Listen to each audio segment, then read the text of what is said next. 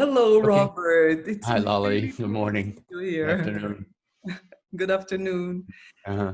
Um, Robert, the reason I wanted to do this recording is because, we have known each other for almost 20 years, and Mhm. we are both continuum teachers, and you are a breathing expert, and I had the wonderful opportunity of joining your workshops and learning amazing things about breath. And I know that you're teaching now those breathing seminars related to the COVID pandemic. That's right.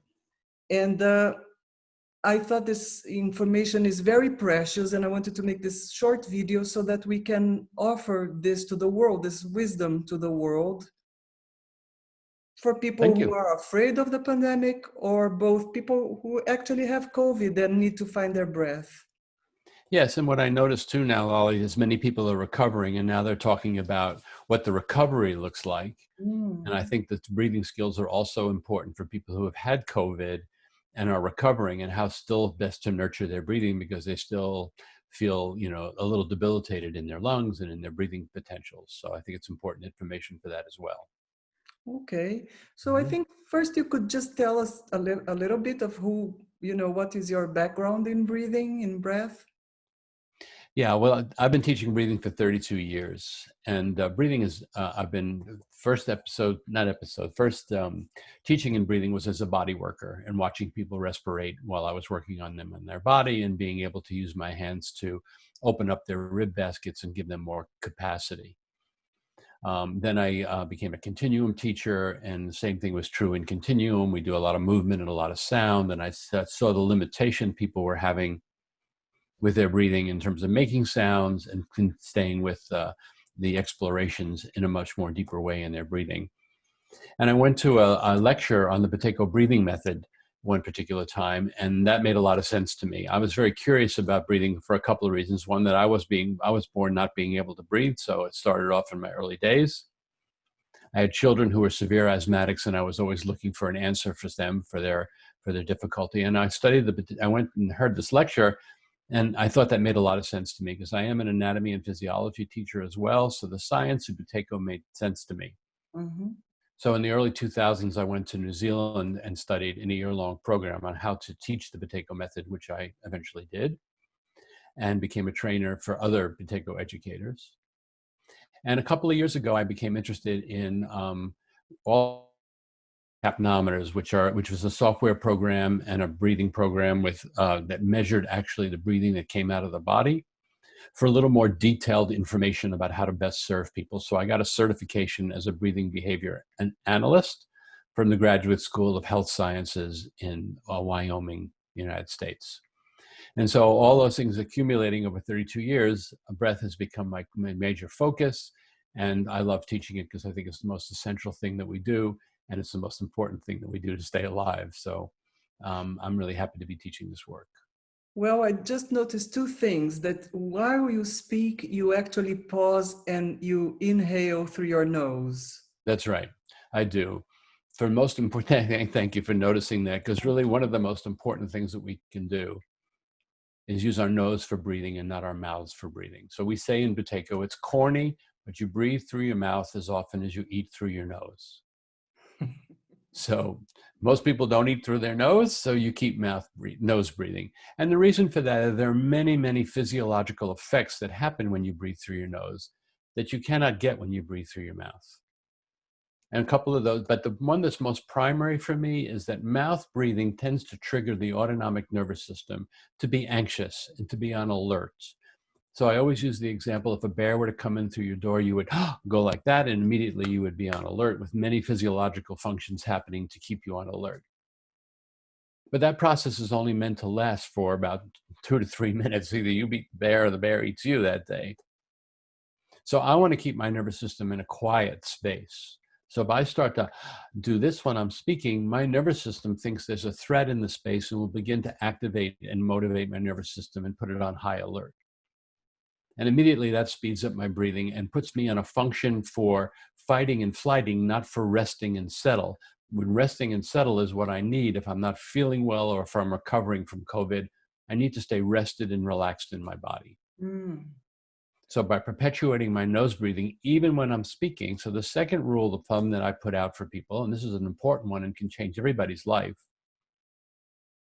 is that you pace your activity level so that you can use your nose for breathing all the time.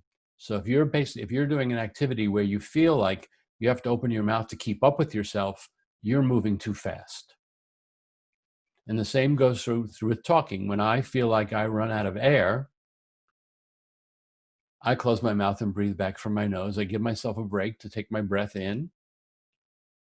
And it keeps me in a quieter, calmer place inside of myself and more connected to my own breathing process, which I want to be, to make sure I'm taking good care of it, especially in preventing, and if I were to have COVID or if I was to be recovering, to be intimate with the process of my own breathing as a way of settling myself. We all like intimacy. We all relax when there's intimacy, if it's a relationship or with a family member. And so we can have that quality of intimacy with our own self through our breathing. So as soon as we turn our attention to the fact, just instead of looking at the screen, I just turn my attention automatically to, there I am breathing, I'm immediately connected to myself. I'm feeling my experience. And that's a very important piece for me, because as I feel my experience, in an intimate way, I want to treat myself kindly. I want to treat myself with care. So my breathing automatically connects to that desire and intention and slows down and gives my body a chance to fill up with air until I feel satisfied. And then I start to exhale. And in this case, exhaling is talking. And when I run out of air, I breathe back through my nose.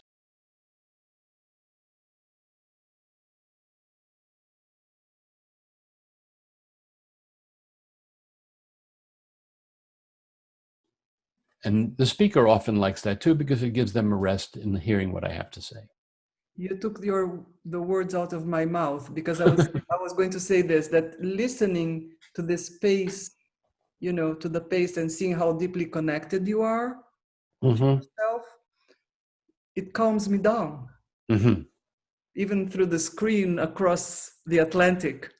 And it's beautiful. Well, it does also speak to the fact that breath is a form of communication between two people. So when we're around somebody who's very anxious and they're breathing in a very anxious way, we get anxious. It's hard for us to self-regulate in calmness when somebody else is very anxious. Like you say, if somebody is calm, then we can also be in that. It can also invite the other person to be in a more relaxed state.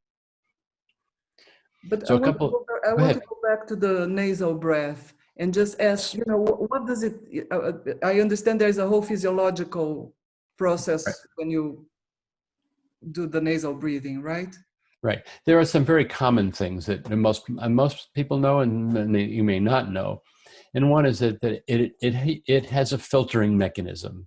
The nose and the sinuses and the hairs in the nose and the mucus, they all have this ability to filter what's coming into the nose down to about 0.5 microns, which is pretty small. Viruses are smaller, unfortunately, which is why we need to wear masks. But it does help keep some of the pollution out of our lungs. So if we breathe through our mouths, we take anything that's in the air directly into our lungs with no chance of filtering it at all, which makes the lungs more susceptible to infection and weaker. It also controls the temp. So I like to say it this way, that the nose is the guardian of the lungs. So it filters for the lungs. It controls the temperature for the lungs. If it's too hot, it'll cool the air. If it's too cool, it'll add heat to the air, because there's a lot of blood in our face. It also controls the humidity. It can add moisture to the mucous membranes if it's too dry in the air, or pull some of the moisture out.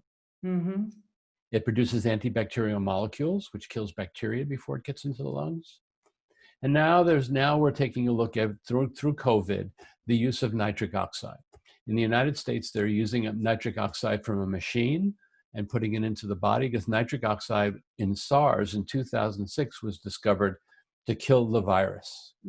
So now hospitals in the US are using nitric oxide from outside sources to help kill the virus in the body. We make nitric oxide in our nose. So when we continue to nose breathe, we're supporting our own health by inhaling our own nitric oxide that gets made when we nose breathe. Okay. And there have been studies that if we hum for 20 minutes a day, we can increase nitric oxide production 15-fold.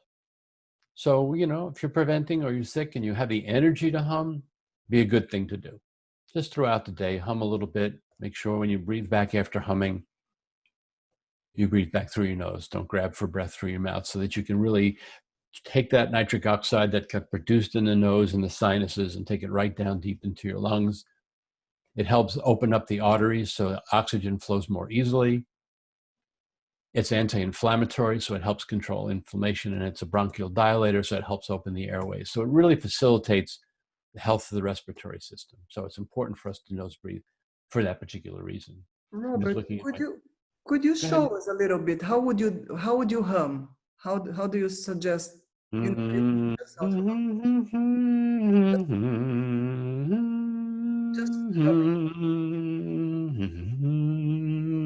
something that pleases me, right? I'm not going to put myself on the spot and think, well, I'm going to hum Mary Had a Little Lamb or, Happy Birthday or something like that. I'm a more improvisational hummer. But if you have a song you like to hum, then by all means, hum that song particularly.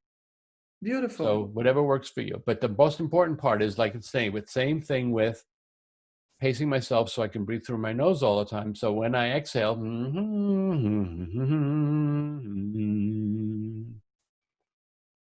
I breathe back through my nose so that I stay in that quieter place.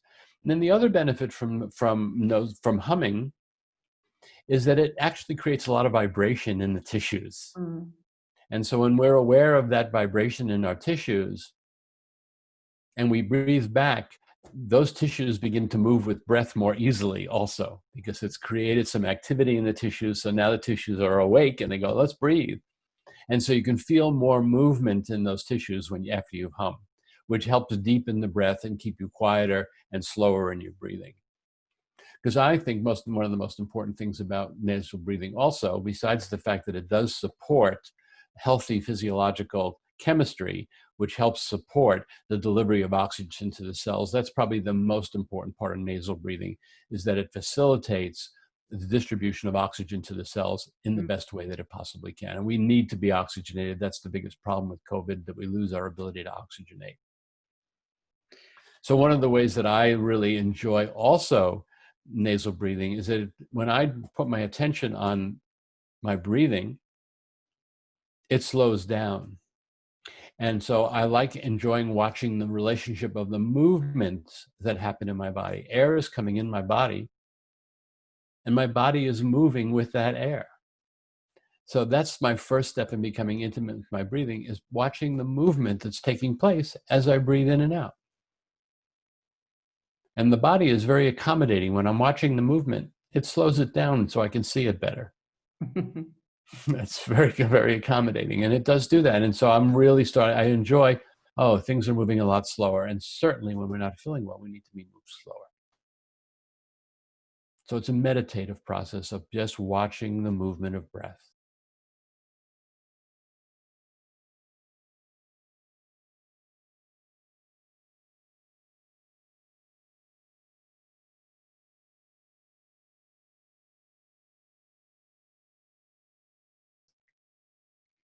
It's beautiful what you're saying, because I understand when we are with difficulty in breathing in the inhale, there is the tendency of thinking that the breath is not a friend, is a foe, is your enemy.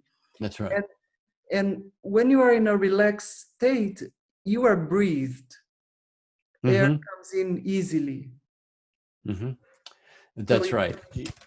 Yeah, go ahead. No, you're being breathed for sure. And to say the other side of that, breath is really your friend. It supports your life. You cannot live without it. It is life. Without a breath, you don't live. And we all know that, which is what makes COVID so frightening, is because we're threatened with the annihilation of our existence into death. So many people die from it. So we're frightened. And so we're frightened of the disease, and we're frightened of how it's carried. It switches through the air. And so we're all on edge about, well, what do I do for myself as best I can, which is why the stay at home has been so important, is because I put myself in less susceptible situations. And also why the masks are important now also, because it keeps the virus from moving in and out of my body. But yes, so let's talk about relaxation.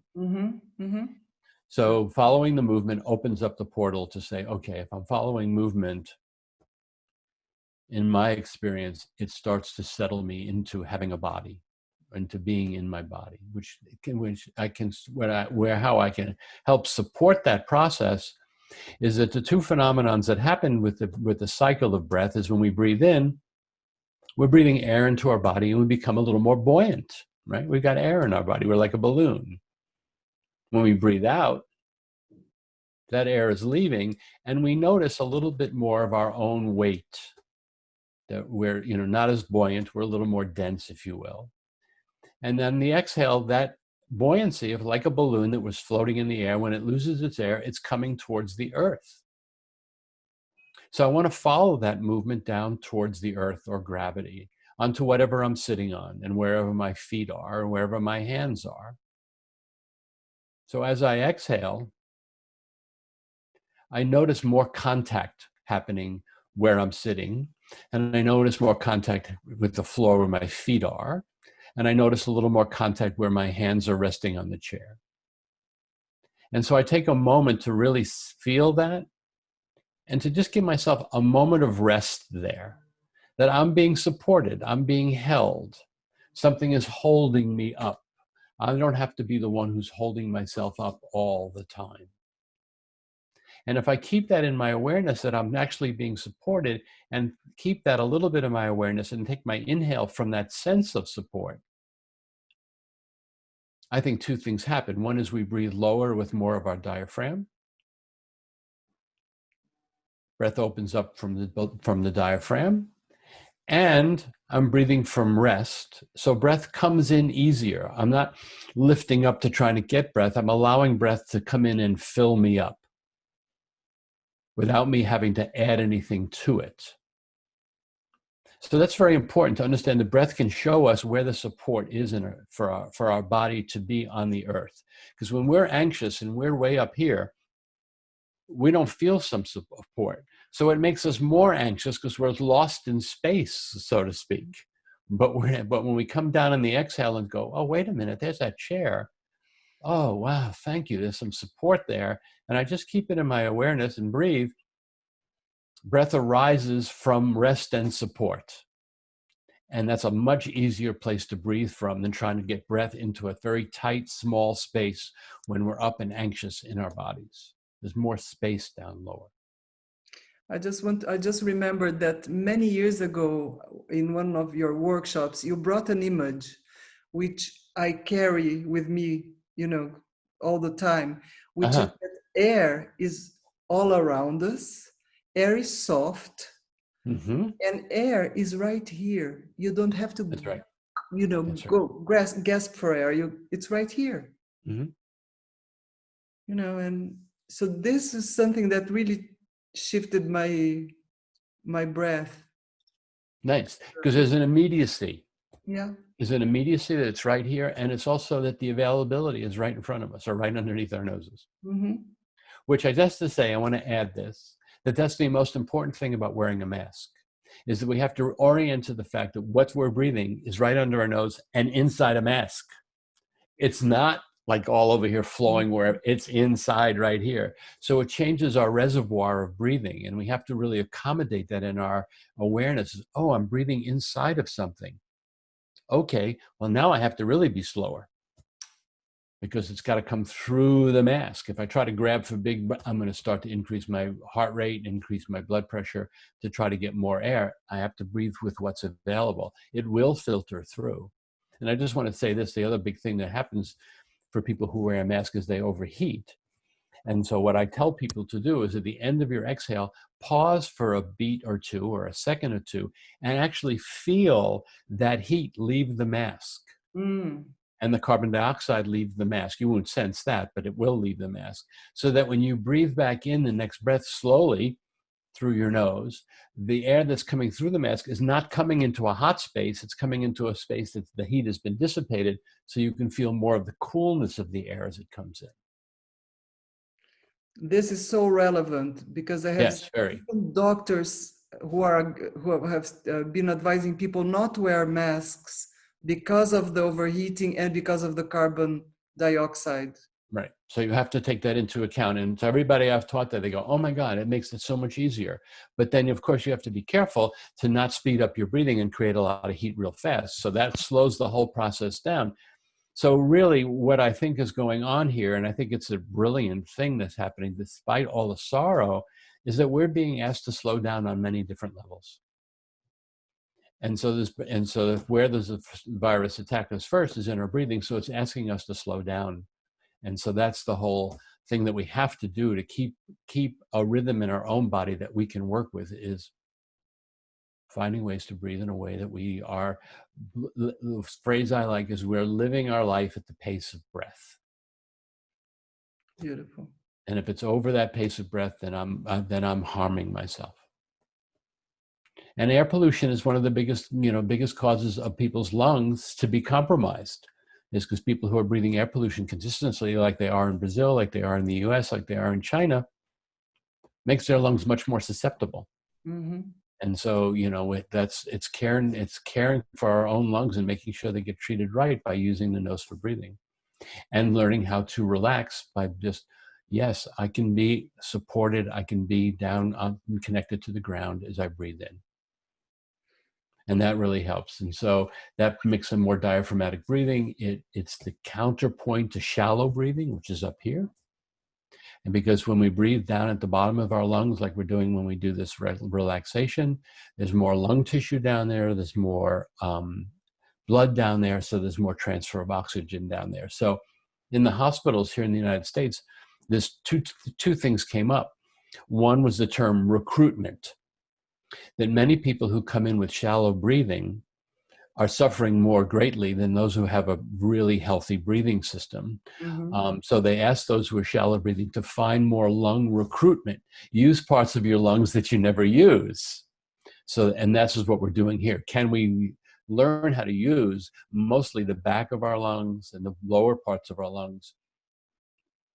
Because there's more lung tissue back there. So if we are in a difficult situation, we can find space where maybe there is no space. In other words, COVID may come in and limit some of the space, but if we have this ability to follow the breath, feel it in our lungs, we can try to find places to breathe where there is room to breathe. If we have some facility with being able to manage the movement of our lungs and breath together and be in this relaxed place. The other thing I just want to say, Lali, before you jump in, is that they were able to keep, and this is important, and it may have the information maybe in Brazil or not, and this is something Pateco said for many, many years, is that the best place to breathe, to get the most value out of your breath, is lying down on your belly. And so what that does is it compresses the front of the lungs, so makes you go to the back for more air, which I said before, there's more air, more lung space in the back than there is in the front. But most people are looking for air here in the front, and you can't get it there. So now they call that proning, and they've been able to keep people off ventilators by just putting them on their belly. Because their oxygenation increases, which is why they were on a ventilator in the first place, because they weren't getting enough oxygen to their cells. And proning facilitated that, which helped people stay off there. So if you're not feeling well, the best position, do not lie on your back, because you're compressing the back of the lungs where you need to breathe. Either lie on your side or on your belly if you can, for up to 4 to 8 hours a day. If you're not feeling well, that back is not the place to rest. You lose 40%. Yeah, you lose 40% of your lung function when you lie on your back, because your diaphragm is compressed by your belly viscera, your liver and whatnot. So it pushes up against the diaphragm when you lie flat on your back. So you can't get the full breath. So you want to get off your back for sure. So one of the things, I know it's relevant, so one of the things that I often speak about, and this is really old, this has been around for over 5,000 years, to help people, teach them how to let their lungs breathe them. And it's a really simple thing that you practice, but eventually you'll learn how to do it without having to do this. But you think the syllable sa, S-A, while you're breathing in. You don't say it, you think it, because you'll hear it in your head. And you'll notice when you say sa, when you're breathing in, that your chest becomes more expansive, reduces the tension in the chest wall, and you feel like the lungs are opening from the inside out. And the air is being pulled through your nose. You're not having to exert a lot of energy to get air into your nose. Mm-hmm. So it reduces the airway resistance. So eventually you'll know how to do that yourself without saying it. And if you want a bigger breath, you just elongate the thinking of sa and keep opening, and there's no stress there. This is amazing. This is Thank you. Yeah. and the exhale, you think the syllable ha, H-A, and you let the air come out on your own. Just think the syllable. Just let the air empty your body. Don't push it out. Don't use any effort if you can in your nose or in your lungs. Let it leave. You see yourself get heavy, going towards the earth. You let that exhale finish itself until you feel the impulse for breathing in. And then you think sa when you breathe in. And that really lowers airway resistance and allows more air to enter the lungs and has more capacity. It increases your capacity for more air, which in COVID is the big problem. The capacity for air starts to shrink and you want to keep it open.